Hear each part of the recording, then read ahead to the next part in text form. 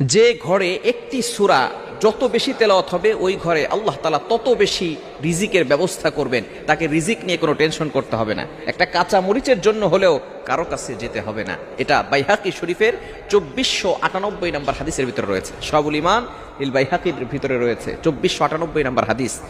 নবীজি সাল্লাল্লাহু আলাইহি ওয়াসাল্লামের সাহাবী হযরত ওসমান রাদিয়াল্লাহু তাআলা আনহু যখন খেলাফত আসলেন, যখন তার শাসনামল চলল, এমন সময় আব্দুল্লাহ ইবনে মাসউদ রাদিয়াল্লাহু তাআলা আনহু তিনি অসুস্থ হয়ে পড়লেন। ওসমান রাদিয়াল্লাহু তাআলা আনহু তাকে দেখতে গেলেন। আমরা অনেক সময় মানুষ অসুস্থ হয়ে গেলে দেখতে যাই না। এটা হচ্ছে নবী সাল্লাল্লাহু আলাইহি সাল্লামের আদর্শ, সাহাবায়ে কেরামদের আদর্শ। যখনই কোনো মানুষ অসুস্থ হয়ে যেতেন, আপনার সহপাঠী, আপনার প্রতিবেশী অসুস্থ হয়ে গেলে আপনি তাকে দেখতে যান, তার জন্য কিছু হাদিয়া নিয়ে যান। সে হয়তো অসহায় অবস্থা আছে, চিকিৎসা করাতে পারছে না, আপনি তার কাছে যাবেন। এটাই হচ্ছে সবচেয়ে উত্তম পদ্ধতি এবং এটা হচ্ছে সুন্নাহ পদ্ধতি।